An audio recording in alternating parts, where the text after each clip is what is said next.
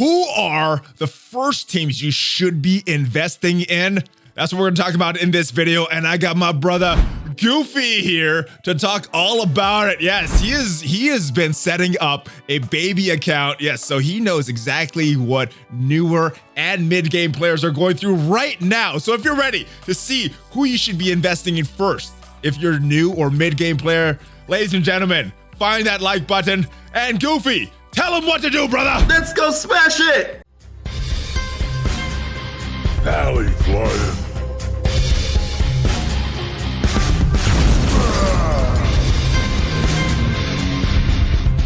Oh, what is up, ladies and gentlemen? I am ValleyFlyin. Welcome back to the ValleyFlyin channel, and this time I am joined by my brother GoofyRhexxi. What is up, my friend? How are you? I'm doing well. Nice. Happy to be here, brother. Talking about some new games, some new teams. My favorite discussion to have. Let's do it. Some new teams, some older teams for us. Well, some older teams, some but new yeah. teams for some newer players, some mid-game players, and you have some experience in that because you've recently started, and I say recently, it's been a few months.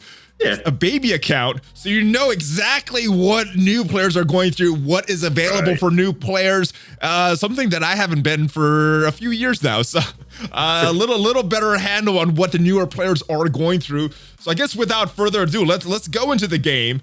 And first team that you worked on as a new player is, let me scroll down here, is this team, the Shield team, which is kind of surprising to me. Why did you work on the Shield team first?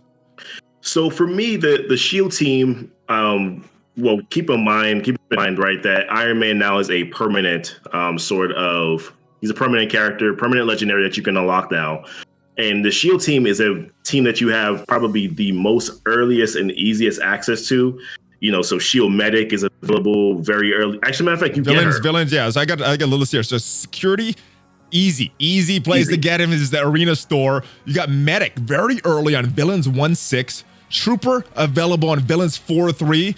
Assault is available on Nexus 2-3, and Operative is available on Heroes 4-3. So very easy to get these characters. Now, my brain was shifting. Wait till you get Nick Fury for these characters, but that Iron Man, especially unlocking at 3 stars now instead of 5 stars, makes it a little more appealing to go for this team. But how long should players be working on this team? Should they be building up towards endgame status or just to a certain point? Yeah, so definitely to a certain point. You want to get them. So I'm very big on implementing character stopping points or character progression points. So for this team, get them to about level 45, gear tier 7, probably abilities at around 4442. That's probably where you can get them to and lead them. They're not really going to be a fascinating, strong team until you get Nick Fury. You know, but like I said, it's really just to be able to unlock Iron Man, to get you through some of the early heroes, you know, stuff. You know, they can handle that stuff. They can handle it. If you get lucky and you get Quake by accident, you can throw her on that team as opposed to using Shield Operative. You know, so Quake has a lot of really good utility, offense downs, the slows that can really be useful in a very beginning part of the game. So you can use her where that is concerned, but bring them up to a stopping point until you actually really get, until you actually really get Nick Fury. But bring them up at that point, and then after you get them there, you really should start to invest into some other teams at that point. Okay, so this is not really the first big investment team that you should be building. This is just to get you see some of these earlier nodes and get that Iron Man that could be useful on some other teams down the road. Right. But the first team you really invested in with your new account, let's go down here. Let's go all. And it is this one, the team that I think a lot of players are recommending as the first major team right here. But Shield's just kind of a place until you could get these guys, because you could unlock do a lot with this team. What are you using Guardians for on your little account right now?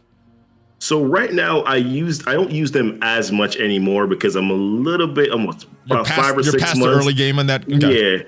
Yeah, so I'm using them now mainly. Let's go back then. Who did you use this? What did you use this team for then? Yeah. So what I use this team for was actually a very early arena team. I use them as a very early raid team, but more importantly, I use use this team with Star-Lord to be able to get through the entire Heroes campaign. So not your new chapters, like your new chapter 7, but all the way through chapter 6. Okay. 6, 9. And then I also use them to get through the Nexus campaign. Okay. But even bigger than, well, not the new chapter, of course, but then the other portion of it was I used them for the Cosmic campaign. They're a really early Cosmic team that you're going to have access to, even without Star-Lord, by the way. They actually can still get through some of the really good content, throughout that Cosmic campaign. So I would say, they're a good team that you can use and invest into. I wouldn't go past level 60, gear tier 10, 6664 with their abilities. They really need to go further past that. Star-Lord is the only one that I actually built up to, level. I think I brought him to like level 7113 just so I could use him with Minerva, but that's a little bit later on for Dark Dimension 2. But really, initially, this is a really, really solid team that can get you through a lot of the early and even up to kind of like the mid-game point, in the game. So when did you stop investing in? When you were finished with the Cosmic section, you stopped investing in Guardians and moved on to your next team, or what did you keep building them for the raids? Because they're still a pretty decent raid team. For mid game players, for early and mid game players, but did after Cosmic just stopped and focused on other teams, or what? And actually, the other question I want to ask: were you able to get through the entire Cosmic without Star-Lord? I wasn't able to get through the entire Cosmic without Star-Lord. Star-Lord was the added bonus that, especially being able to, he's an energy giver, putting him right next to Rocket. Rocket's ult going off multiple times with him giving energy to him was really kind of the biggest game changer for Cosmic. So you need Star-Lord to get all the way through Cosmic. But if you start in the beginning of the game and start farming hard for your Guardians characters. And the reason why I say go shield first is because you need to get to Nexus 2-9 in order to be able to farm Groot. So you're going to need to work on that a little bit first before you kind of go into that direction. But yeah, I mean, they were a team that could kind of get me through some of the early content. Now I stopped once we got to U6 so they could do, before U6 difficulty sliders, they could do Ultimate 6 with no problem. Once you get to like difficulty 2 past there, that's kind of where they fall off. The team kind of just falls apart, so I kind of had to go in a different direction. I still use Star-Lord a little bit, but not as much, anymore. But I did use him for Dark Dimension 2, which, like I said, that's a little bit later on down the road, but I did use it for Dark Dimension 2. Now you mentioned getting through Nexus, and we were talking about this. You need to get through a few chapters of that villains campaign in order to unlock the Nexus. Did you just use a mishmash of villains to get through that first initial villains campaign so you could get through Nexus? Or did you start going with another team like maybe Sinister Six that is very viable in late game, but you probably need Doc Ock, Electro, and Swarm, which some earlier game players might not have access to. But is Sinister Six what you went with to get through those first few chapters of villains, or just whatever villains you had or were lucky to pull up?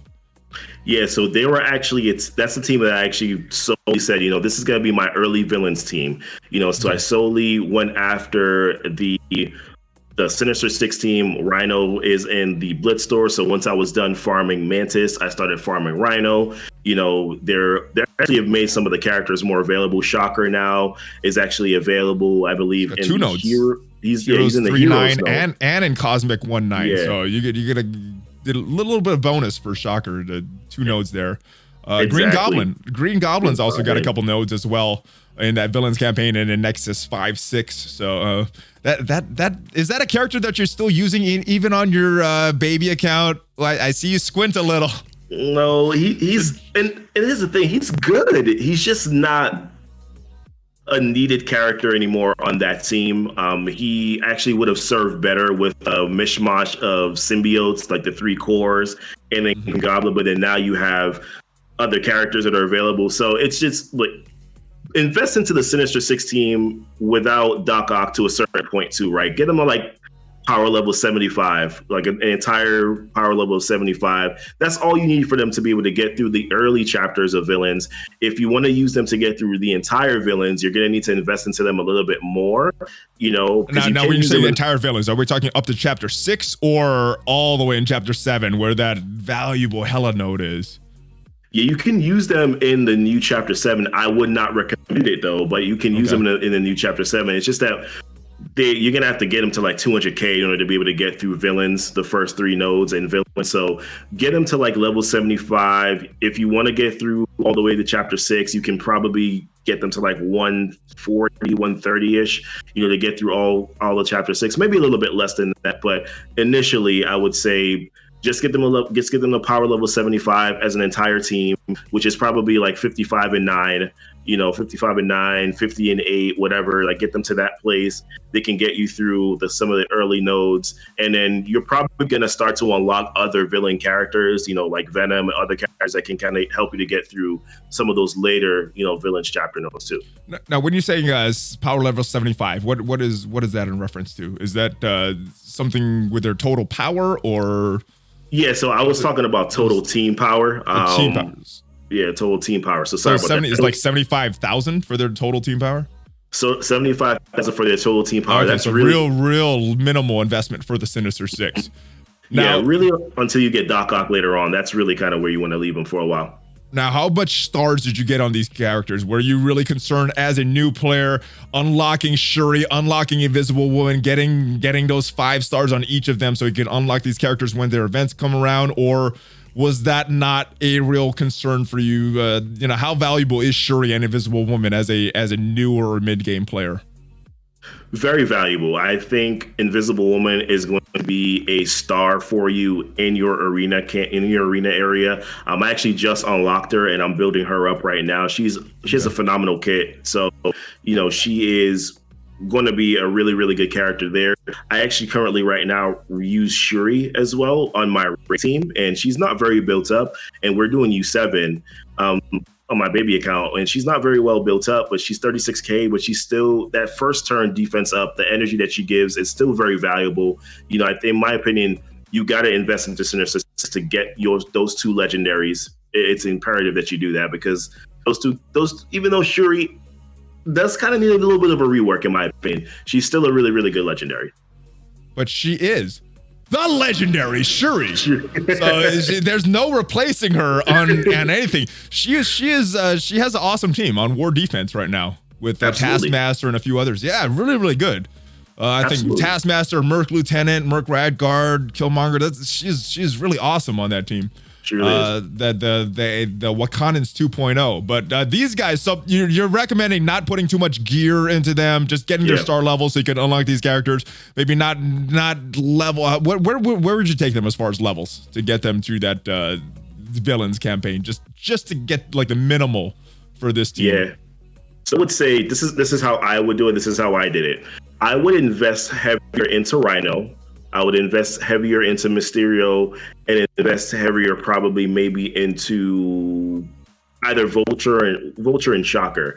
I would say those would be your top ones to invest into. I would probably go to about 55 and 9 in terms of gear, leveling gear. And then your other characters like your Green Goblin and Mape and whoever you chose to go with, Vulture or Shocker, them are probably like 50 and 8. Like that's probably where I would leave them. You don't need that much more investment into them.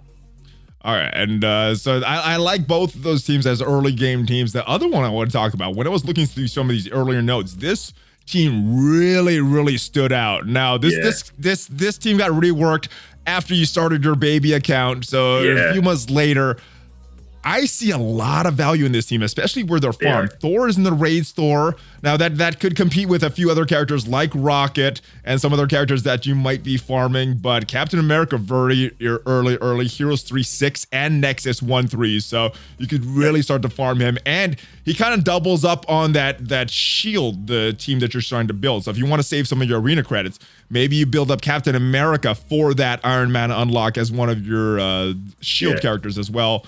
Hulk is not very easy to get. He's an achievement character. So that's more time-based than anything, and just playing the game. And it's not gonna lock. You can't buy him. You gotta play the game for a while. Black Widow, she was unfarmable for so long. Unfarmable when I was playing the game. But Heroes 7-3 and Villains 1-9. Super early farm for Black Widow. Hawkeye is on Heroes 1-9.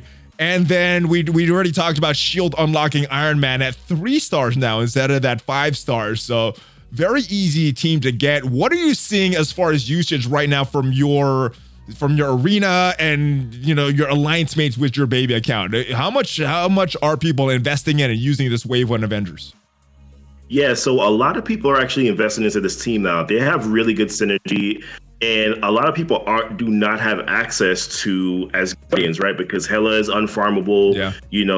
Loki. Well, for newer players. For newer players. So Hela is not very easy to get to. Loki is not necessarily easy to get to. He's in, I think, Cotton Mystic 3/6. So he's a little bit harder to get to as well. So you don't have a home for Thor. So Thor works perfectly on the Avengers team. If you have Shield and you've unlocked Iron Man, now you can use the Wave 1 Avengers team. So because you might not have Hulk yet, because Hulk is achievement based, longevity, whatever. So a lot of people now are starting to use this team in Arena.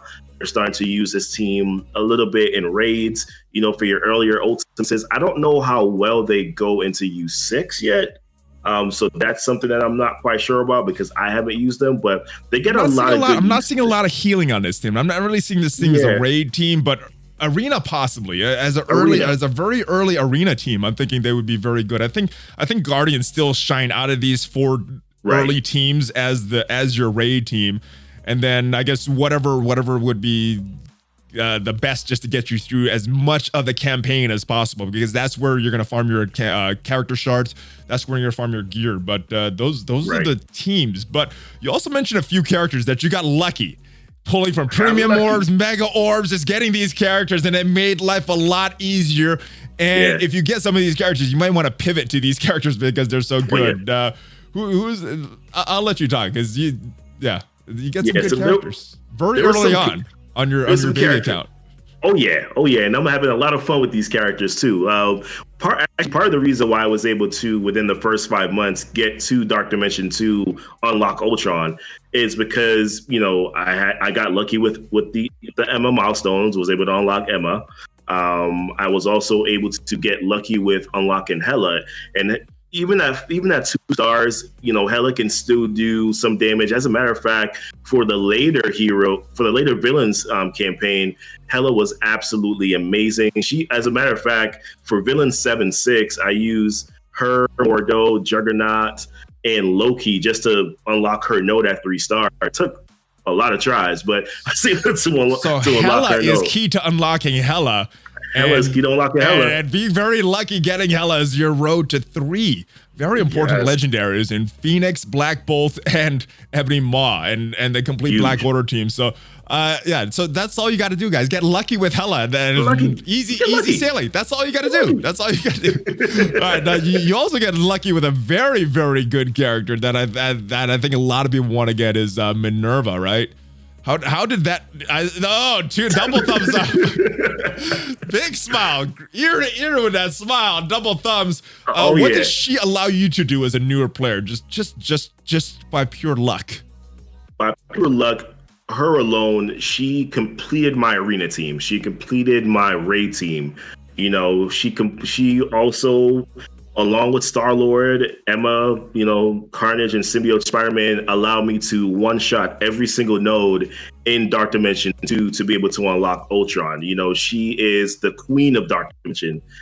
So if you're a player that is you're not willing to spend, but if there's one character that you can say that I can recommend spending money on, it's Minerva, in my opinion, because Minerva just allows you to do so much. And get Ultron. Ultron is a huge prize. Yeah. So especially if you're an earlier mid-game player with the Ultron in your roster, my goodness. But I think when I got through Dark Dimension 2, I think I had a 2-star Hela or something like that. So you don't need her very big. You just got to get very lucky with that, or spend a little money. So I guess that is it, guys. That is how you should build your roster as a earlier new game player. Shield just minimal, so you can get through some of these nodes. Not defenders anymore. Not defenders. You didn't do any defenders on your new account. No defenders. So shield was the way to go because they still have some value later on. Guardians was the team you went hard on. Sinister Six to some extent, and the new team on the block, Wave 1 Avengers, probably really good. If you're not lucky enough to pull Hela and build that full Asgardian team, Wave 1 Avengers will probably be your first arena team, and Guardians being your first raid team. So that is how we're recommending building your roster if you're early or new right now. Any other thoughts before we go, brother? No, I think that's pretty much it. Obviously, like I said, if you get lucky with certain characters, they're still good to invest into. Divert the plan. If you get Minerva, you work on Minerva. If you get Emma, you work on Emma. Any characters that you can get earlier on. And I know a lot of people don't even like this character anymore because she's kind of outscaled. Captain Marvel is also a good early arena character. At late game, she kind of falls off, but as an early game or mid game, she is going to be so valuable to your roster. Very valuable. Just realize that once you've been playing for a while, you're not going to use her a lot. And some of these teams as well. Guardians, you're not going to use them a lot at the end game. Sinister Six, until you get Dr. Octopus, Electro Swarm, you're probably not going to use that team a lot at end game. Shield, they have fallen off, and minimal investment until you're getting Fury and Coulson. And Wave 1 Avengers, I think they still have some value at end game. So I think that's the best way to go if you're looking at building up your roster. Brother, where can everybody find you if they want to check you out, or if you have any shameless promotion that you want to do before you go? Yeah, so if you're into a crazy, goofy, chill guy, then you can come find me. You can find me on Twitch. I stream live Tuesdays, Thursdays, Friday night at 9 p.m. Eastern Standard Time, and then also noon stream at 12. But obviously, and some random ones here and there. I see you streaming every random times as well. Every night. I don't have my kids this week, so I'm taking advantage. Think about it. Just follow him. Just follow him. Anytime it pops up, you'll get a notification or something. 100%. And obviously, my YouTube channel, GoofyRhexxi. GoofyRhexxi, GoofyRhexxi on YouTube. A lot of big videos. It's hard to spell, but the links will be down below, guys. All of it. Yeah. Check me out there. I got videos. Check him out. Give him a subscribe. Check out some of his videos, guys. And we did a video on his channel as well. Make sure you check. And the Hammer Mjolnir appears from time to time. Thank you, brother. Hopefully you guys enjoyed this. Hopefully this is helpful if you are a newer or mid-game player, guys. And I will see you guys next time. Subscribe, smash all that, everything. Check me out on Twitch as well, and social media. Goofy, give me a Hulk fist, but before you go, there it is. ValleyFlyin, GoofyRhexxi, out!